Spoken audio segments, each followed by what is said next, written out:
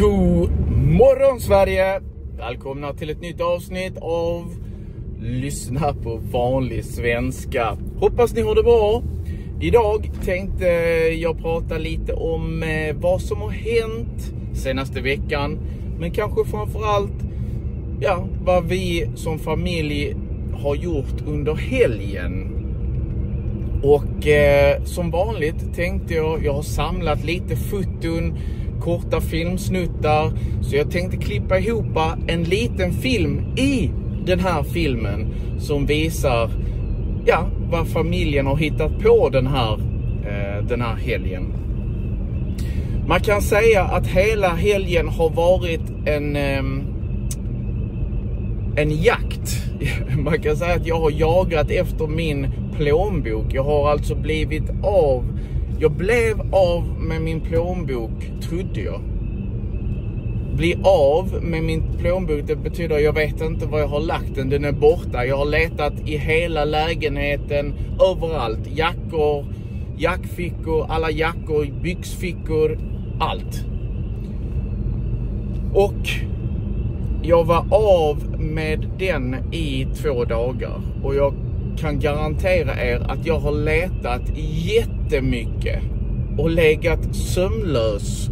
Alltså sömnlös. På svenska lägger vi till lös för att vi saknar någonting. Så vi är hemlös, saknar ett hem.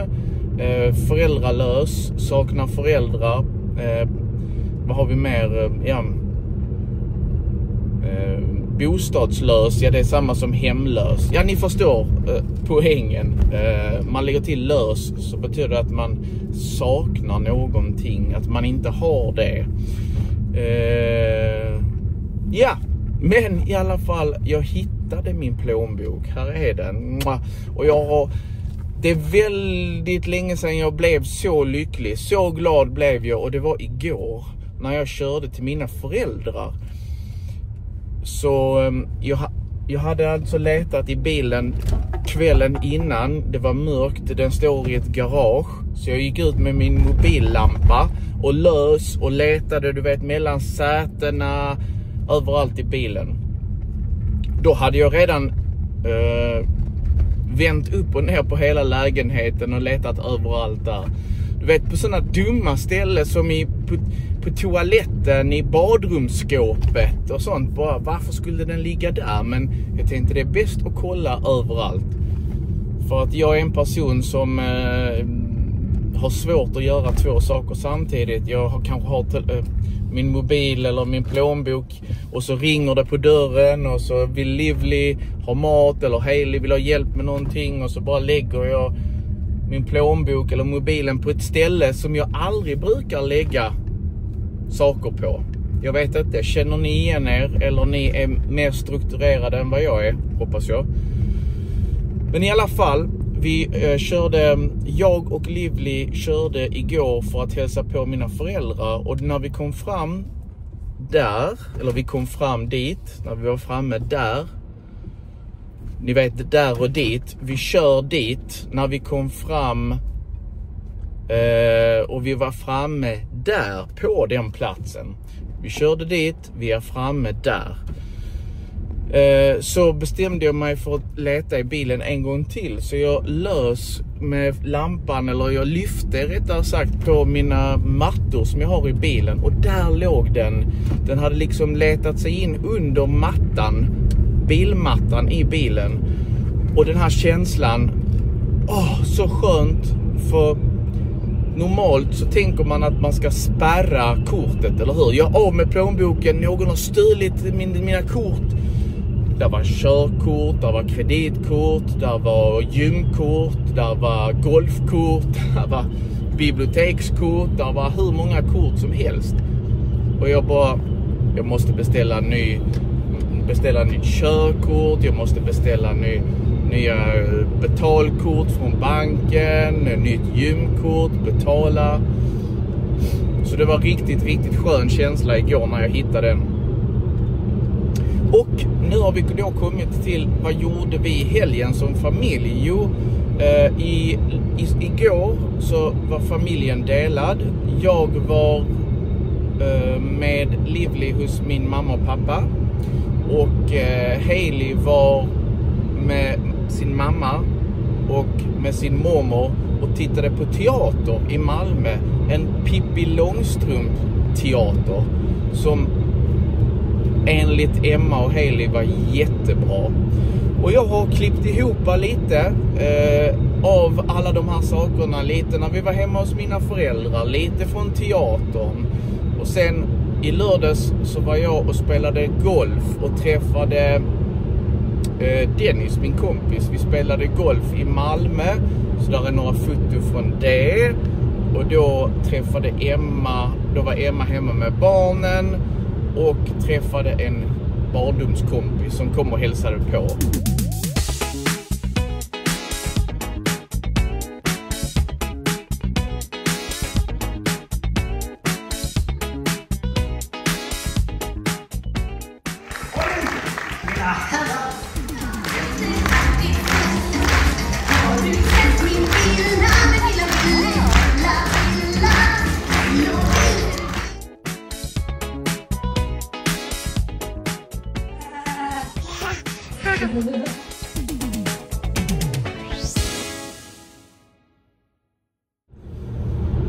Och sen i fredags så då jobbade jag och då var jag och vår rektor och en annan SFI-lärare från vår skola i Kävlinge på en nätverksträff. Det var inte alla men väldigt många kommuner i Skåne. Lund, Ystad, Bjuv, Helsingborg, Lund. Vi träffas kanske 2 gånger om året. Rektorerna träffas för sig. Först träffas vi alla och sen träffas rektorerna för sig och diskuterar och vi lärare diskuterar. Så det var jätteintressant. Kul att få träffa andra SFI-kollegor och vi diskuterade olika frågor som är viktiga på skolan just nu. Och en av de frågorna var det här med AI. Ni vet, artificiell intelligens. Och jag är super duper mega intresserad av detta. Och jag tänker att många av er använder det säkert, eller hur? ChatGPT är det vanligaste man tänker på. Jag prenumererar, jag betalar 200 kronor varje månad för jag använder det så mycket. Jag använder det i mitt vardagsliv, jag använder det i jobbet, jag använder det till mitt företag för att hjälpa till exempel med ekonomi, bokföring, svåra saker. Så att jag använder det jättemycket. Till och med använder jag det i mitt sparande i aktier för att analysera hur aktier har gått. Så man kan verkligen säga att jag använder det mycket. Och också, jag vet inte om ni tittar på mina senaste nyheter på lätt svenska, då har ni kanske lagt märke till att jag har gått från bilder till korta filmer som stödjer alltså vad nyheten handlar om. Och det är faktiskt AI-genererade filmer där man skriver vad man vill att filmen ska handla om och så skapas det en 10 sekunders lång film om det. Men det blir oftast väldigt, väldigt roliga filmer. Jag kan rekommendera en film eller en nyhet där jag pratar om jämställdhet. Att det är Sverige ligger på första plats när det kommer till jämställdhet mellan kvinnor och män. Och då har jag skapat en film med AI där mannen dammsuger lägenheten och kvinnan sitter och studerar vid datorn. Och dammsugaren har liksom ingen sladd. Mannen dammsuger genom benen på bordet. Jättekul när man tittar mer i detalj, noggrant på de här filmerna. Så titta på mina mer nyaste nyheter på lätt svenska, så ser ni de här filmerna som är uppe, de är genererade med AI. Och det jag ville komma till, AI är ju till hjälp för oss lärare. Vi kan göra många saker med AI. Vi kan planera lektioner, vi kan översätta, vi kan förenkla texter. Sånt som tar väldigt lång tid för oss att göra kan vi nu få hjälp med AI. Men AI:n, ChatGPT, andra AI-tjänster, de gör fortfarande väldigt många fel, så man måste vara försiktig. Och ibland gör de fel på lätta saker. Så vi lärare har ju alltid ett ansvar. Vad det var mycket sol här. Vi har alltid ett ansvar så att allt det vi använder, att det är rätt. Dubbelkolla så att allting är rätt. Men jag förstår också, och jag har sett fler och fler elever som använder AI.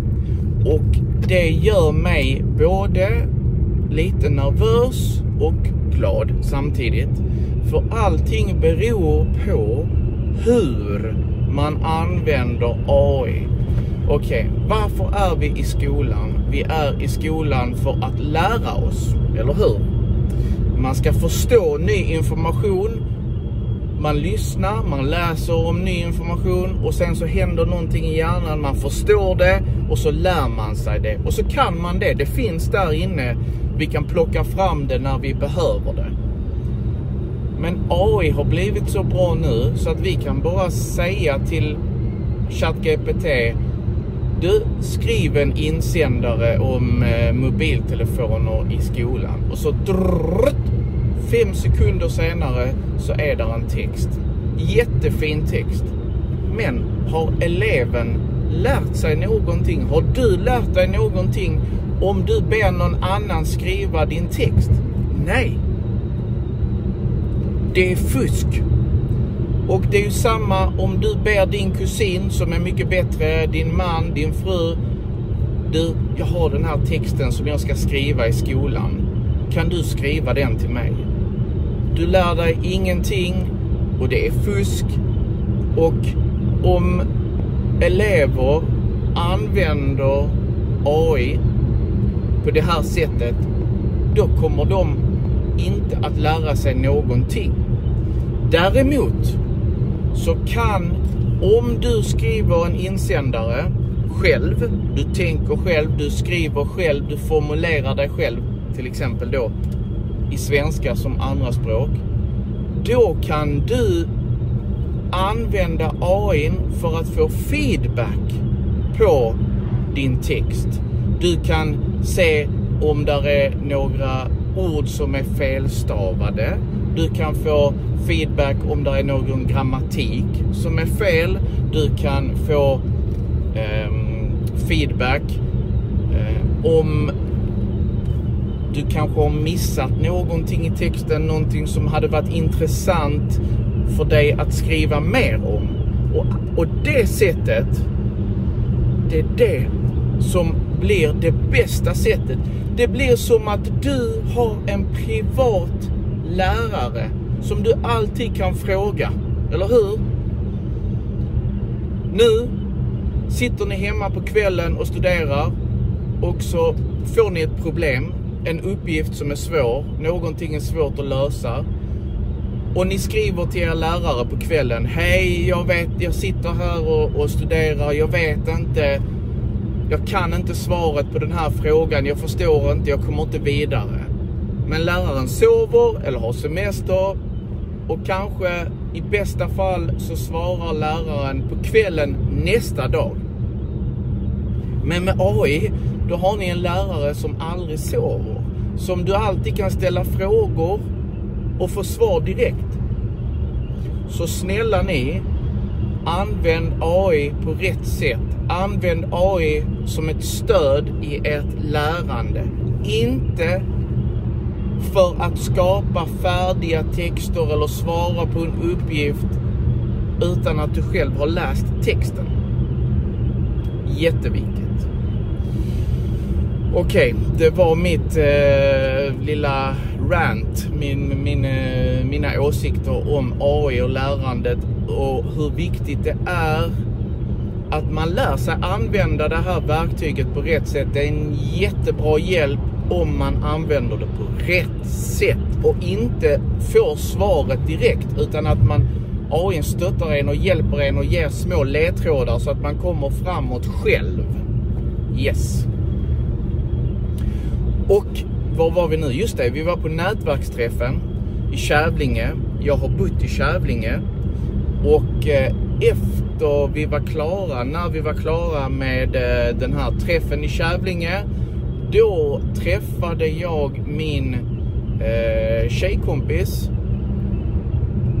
Tjejkompis, det betyder en kompis som en tjej. Man säger tjejkompis. Killkompis är om man har en kompis som är kille.